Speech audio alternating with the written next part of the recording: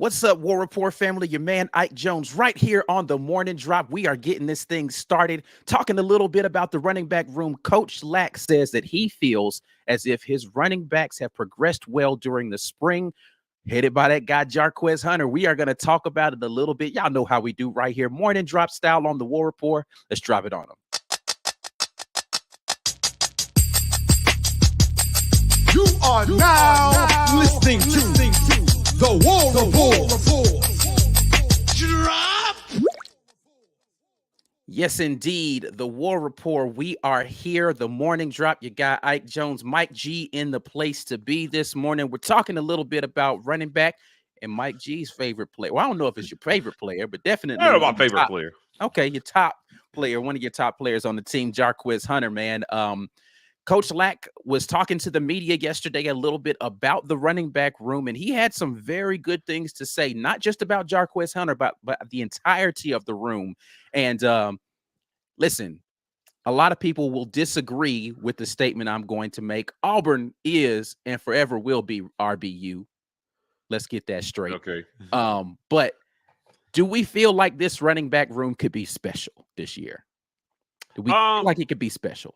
Yeah. So I think Jarquez Hunter is definitely special, right? So that automatically makes your running back room special.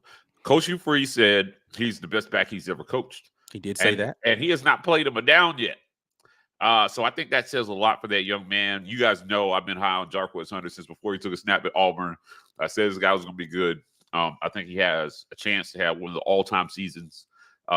This coming season, they're going to need to depend on him quite a bit, depending on what's going on at the quarterback position of the passing game. Yeah. So workhorse back duty is kind of done, right? So he's definitely going to split a significant amount of reps. You don't see guys out there getting 25, 30 carries a game anymore. It's not really a thing. So I expect him to get about the same amount of carries that Tank got last year. Because he was about 5-6 carries behind Tank. Maybe 7. Yeah. It was. I mean, he got a good bit of carries. I expect that to continue with him more in the role that Tank was in, and then one of those guys, if they're stepping up into a role. So, like, I think this is a solid running back room. They like Damari Alston a lot, and Brian Battie is making waves. They've talked about it. His teammates have said he's hard to tackle. He's real hard to tackle. When he gets in the open field, he starts dancing around. He's hard to tackle. So you have some guys that bring some different things, some good change of pace to throw at other teams. I like the potential of this team quite a bit at the running back position. Well, I mean, listen, Coach Lack was talking a little bit about it. I think this is actually in response to a question that you asked him about whether or not he's going to be a workhorse back and be able to carry the load this year. And he talked a little bit about Jarquez Hunter and his potential in this offense. And then he talked about the running back room. So let's listen to the comments from Coach Cadillac Williams yesterday when talking to the media. No question. I mean, I don't know if it's going to be 1,000, 1,200, 1,500. I have no idea, but I do know that if needed, he definitely could be that workhorse back that we need. But man, I tell you, like you say now, the game is trending to getting other guys involved, and I'm a firm believer. Let's tread on the tires. Guys who have opportunity to play at that next level is the best, and he will have that opportunity. And then also, man, we got guys from Damari, Brian, Sean Jackson, like we have other guys that can play, and they've been pushing for playing time, and they've been pushing Jarquez, and man, I love to see it because again, speaking from experience, whenever you get cats in the room pushing each other, everybody competitive, man, you either gonna sink or swim, and a lot of times them guys swimming, man, and they are doing a good job. Yeah, so he said he's pleased with the fact that he's got guys in the room that he feels like are pushing Jarquez Hunter to be better, which is, I'm going to say this right now and put people on alert. That's a scary thought for other defenses that Jarquez Hunter is going to have to go against if he feels like he's being pushed to be better this season because he was already darn good. Yeah, I think that was a little bit of coach speak. I don't know. I think that was a little bit. He's not of the only coach person saying it, though. There are Yeah. other people who are talking about how good Damari Alston is performing in the spring. Oh, right, There are yeah, other yeah. people who are. Listen, Brian Battie was a leader in the nation in yards from scrimmage last year. So I don't know if that's Yeah. coach speak. I think that's factual. Yeah. So I think Jarquez Hunter pushes Jarquez Hunter to be better. And I don't disagree with that. Yeah, I think that despite how those guys are doing, like I said, he's just gonna be a great back. So like I said, that's why I say this will and say for those guys too, man. I just feel like they push each other, sure, in like encouragement and So here's what I think. I think right. he's saying they're making it difficult to say you can't put me on the field. I'm earning my reps. Oh, you got to keep sure. them happy. Right. Well, listen, but I think that you're going to put them you'll put one of them on the field regardless. So, For sure. Yeah, that's why I think pushing each other can mean a lot of different things.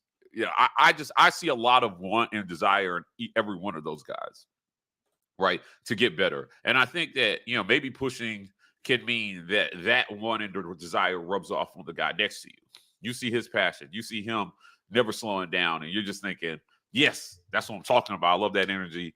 Let me keep that going, right? So these guys are going to play. All three of these guys are going to play. I asked him about Cobb as well, too. I asked him about what happens, man, when Cobb gets here in the fall, because a lot of these heralded freshmen, they will play early. Mm-hmm. And he's like, hey, listen, the best guys are going to play. If he is one of the best guys, he's going to play. I still think, again, a little bit of coach speak. I think if things go according to plan, Cobb redshirts. Cobb gets some time, right, because of the participate in 4 games rule, to get him some feel for the game. You see how he reacts in game time, and then you save a year of eligibility for that kid. I don't know why anybody wouldn't want to do that. Yeah, I agree that the best case scenario for Auburn and for Jeremiah Cobb is for him to redshirt. There's no reason to burn his redshirt absent of somebody in front of him being injured. But I don't know. I disagree with you about the coach speak portion of this, because again, he said he's speaking from experience about what it was like in the running back room with him and Ronnie. Like, it's competitive. Whether you feel like the other person is the reason that you are working hard, I gotta bust my ass every single day because this other dude's gonna come in here and he's gonna make me look bad if I'm not doing my best every single day. I'm not saying Jarquez Hunter needs that, but it's good to have that in the room so That's that fair. he doesn't have any space for complacency, because he knows if I don't go out here and work this next drive, they're gonna put Damari in there and he's gonna do something amazing. And so I gotta come out here and do something amazing the next time I touch it too, because he could step in here and take these reps if I don't do it. Yeah, I mean, listen, I could buy that. I just think I think all these guys are highly motivated, and I think they push each other in a way that is, again, it's good habits rubbing off on the guy. That's what I will agree with. I think it's good habits rubbing off on one another. Yeah, so like, I mean, if there was something maybe that Jarquez wasn't doing, or one of these other guys might be doing it, he's like, oh yeah, my teammate, right? And when I watch them at practice, that's the feel that I get from them. Jarquez is clearly the leader, right? Cadillac has them out there first, moving things around and getting things kicked off. And then these other guys are coming in, man, and and they're doing their thing behind them. It's a beautiful thing to watch. I think Auburn has a talented running back room.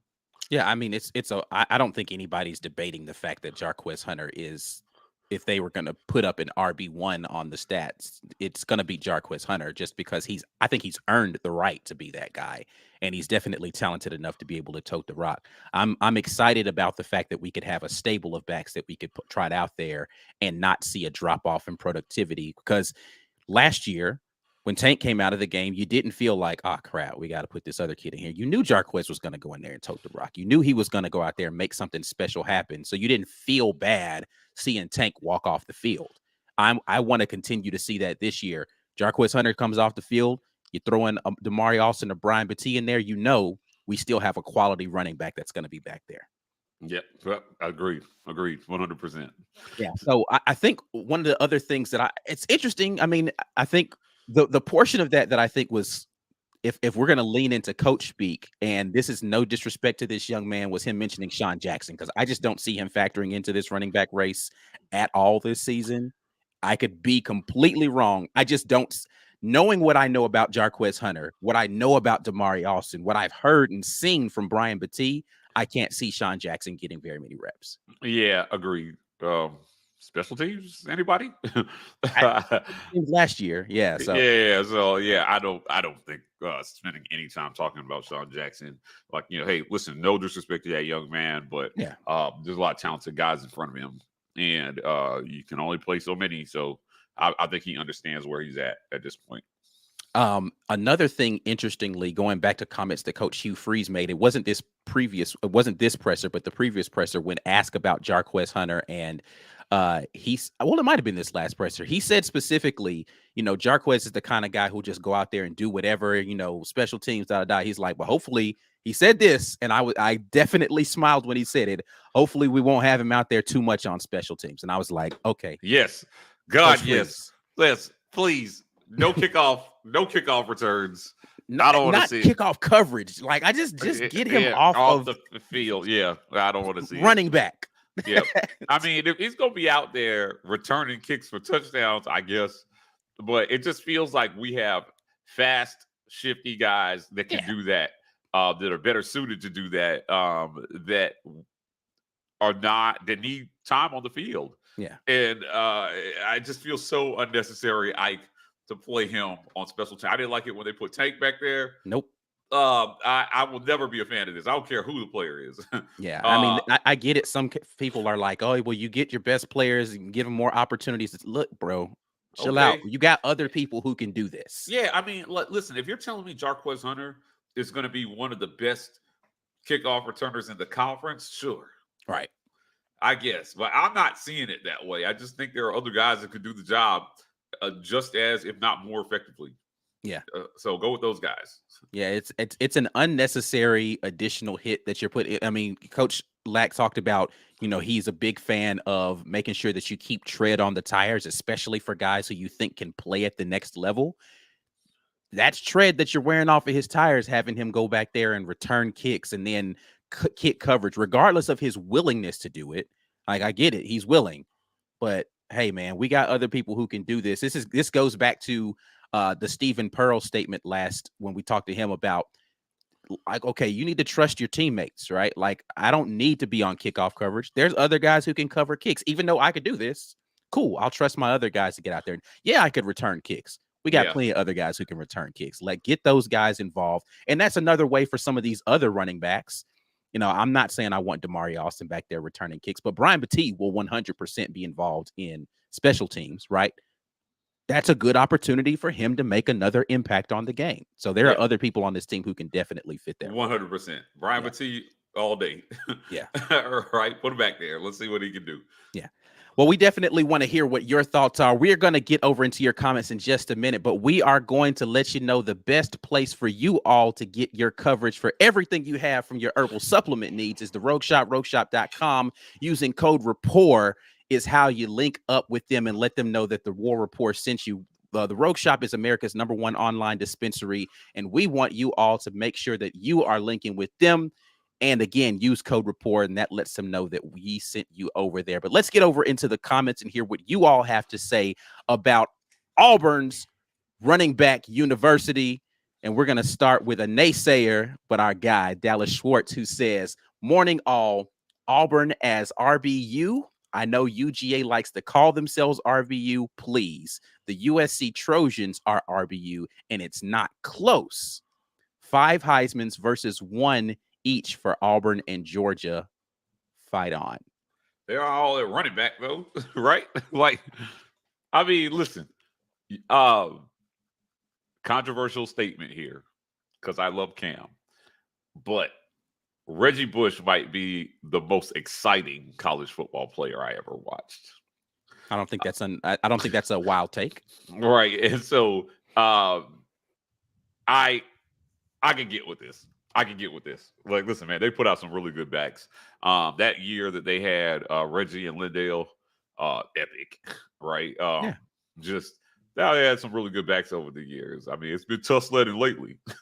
Yeah, but so here's my thing: just because you might have some of the better all-time backs in college history, football history, do you have the consistency of fielding good backfields every year, where like you're 1 and 2 deep are some of the best backs in college? That's where I would go and lean towards Auburn over USC, especially considering the defenses that Auburn has to go up against to be able to put up the numbers that we do. I mean, maybe not lately, but yeah, I'm with you on this one.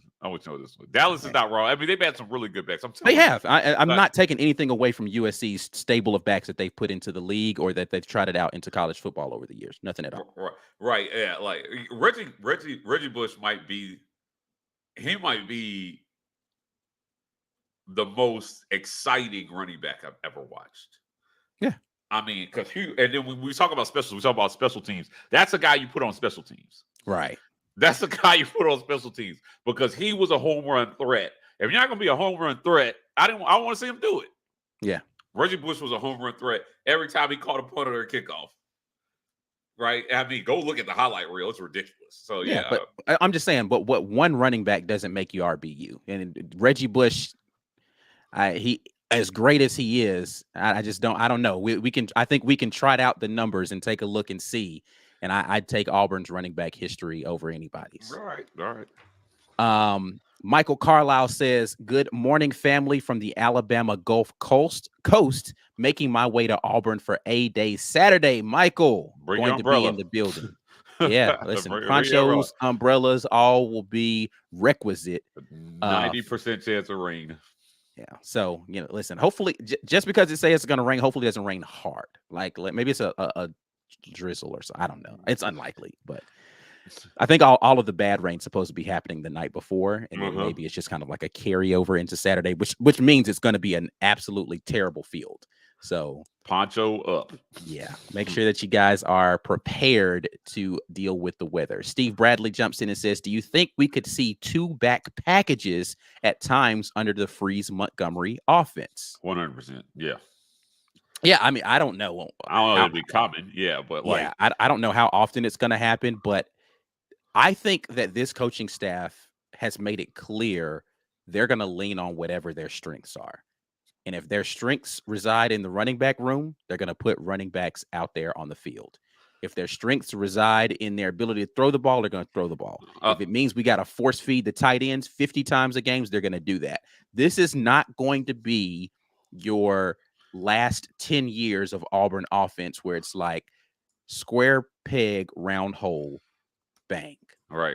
They're going to make sure that they're tailoring what we do well to the personnel that we have more consistently, in my opinion, based upon their comments. Real quick. Where is it? I just lost it. You guys commented so quickly. What was it about? There is an elite. This is an elite comment. Oh, yeah. and most likely factual. Yeah, well, he was first. So I was about to say Johnny Manziel probably was the person who was the next in line for that. But yeah. Yeah, right. He got a house. Reggie got a house. That was an elite deal. So John is absolutely right. Hey, his agent was working. This is an aside, since we're just here talking about Reggie Bush. Get that man his Heisman back, bro. Right, you're right. Give that man his Heisman back. Come on, man. This is foolish. This is really foolish. Like none of that changes what he did on the field. Nothing. It's the most ridiculous. Like the fact that he had his Heisman stripped away is probably one of the bigger tragedies in collegiate sports that I've seen. As far as just a disservice, it's a slap in the face, man. Yeah, give it back to him. Yeah. Oh, this is interesting. P-Pass says Barry Sanders was Reggie number 2. Barry Sanders was okay. So this is factual. Barry Sanders was electric. He was. He definitely was. And his pro highlight reel kind of looks like Reggie's college reel. Reggie wasn't nearly the same. Like he had some moments in his professional career, but it wasn't like the collegiate. But Barry Sanders' professional career is nuts. It's insane. I don't know that I've ever watched a running back shred pro defenses the way Barry Sanders did. Like respect. Adrian Peterson was special. I don't want to go down like running back stuff, but man, Barry Sanders was just he's an alien. Ridiculous. Yeah, he's a freaking alien, man. Ridiculous. James Barnett jumps in and says Damari is that dude. He is. Listen, Yeah. man, this kid is talented, and he's going to do well in this offense. I think there are some that think that Mati is going to lessen the effect of Damari Alston. I don't think so, man. I think you're going to see them use all three of those guys pretty creatively, with Jarquez being the lead and Damari and Mati doing their thing. Yeah, I have my feelings about this, but yes, Damari is that dude. Let's see this one. No Meter Martin says the RB2 production is going to be very important. Yeah, let's run it back by committee. That's how you have to do it these days, man. I mean, if you're going to wear your lead guy down, at the end of come November, you're going to have a lot of problems. November, you're going to have a lot of problems. Yeah, but I think somebody might have mentioned this in the comments about having something similar to what Georgia had last year, where they could just continue to come at you in waves with different running backs. I think that's the way that you have to do it right now in college football, especially if you want to, as Coach Lack says, get a guy into the league. Showcase him for sure. Make sure people understand what his skills are, but also make sure that they still got some tread on the tires when they get to the next level. And to this point, having productivity at the 2 and the 3 deep for your running back is super important to make sure late game that you've got a guy who can close, right? If you need to milk some clock, we can turn around and hand it to whoever's fresh. And it doesn't have to be one particular person who's going to take those duties. Our guy Brian Wilson, some loser in the comments says those USC schedules were butter soft. Yeah, I mean they won the games that were tough that they had to win. Yeah, but for sure, yeah. I mean they were not SEC schedules, no, by any stretch, right? And again, nobody's talking about whether or not that USC team was great. That has nothing. That's good, two different conversations as to whether or not they were a great team versus whether or not they had tough opponents that they played. Agreed. P-Pass jumps in, and again, even if they played tough opponents, I still think that they could win games, right? So this is not diminishing the greatness of that team. However, 2004 USC would not have beat Auburn 55-19 in the national championship game that year had Auburn made it. Yeah, that wouldn't have happened. 4 first-round draft picks on that squad. No way. That Auburn defense was just way too good. Yeah. P-Pass jumps in and says, imagine having Barry Sanders #1 and playing ahead of Thurman Thomas at Oklahoma State. That is nuts. Yeah. Absolutely ridiculous backfield. But again, I mean, so 2 of the better backs in collegiate history at Oklahoma State. Nobody's mistaking Oklahoma State for RBU. And they've had a good history of running back. So having great running backs in spaces here and there does not make you RBU. I hate to disagree with you so adamantly, Dallas, because I love you so much. But I don't think you're going to win this argument with me today about who is the RBU. It's Auburn. Deal with it. Make sure you guys are in here sharing the video because we want more people involved in this conversation. This is my challenge to those of you in the War Report community. Ooh, challenge time. Yeah, when you share the video, tag a Georgia fan because they're the ones who most adamantly think that they are RBU. Tag a Georgia fan because I want to see them flood the comment section with a bunch of ridiculous statements about why I'm wrong about this, because I love seeing Georgia fans make bad points in the comment section. So go ahead and tag a Georgia fan when you share it, or just tag a Georgia player. I don't care. Make somebody upset today because that is what Twitter is for. Make sure you like the video and subscribe to the channel while you're here. If you're Georgia fans and you're down there barking in the comments, make sure that you like the video as well, or you can thumbs down the video because you're mad about me talking about your team. I'm okay with that as well. And then head to the Rogue Shop. Make sure you go to rogueshop.com and use code REPORT. Again, America's #1 online dispensary is the Rogue Shop. Using code REPORT lets them know that we sent you over there. We appreciate those of you who continue to patronize the people who support us. We are out of here. We're out of here. Another morning drop down. We will be back at you tonight for the midweek report, and we will be back again for another morning drop on Friday. That's it, man. We will holler at you guys on the next time. Until then, as always, War Eagle, peace.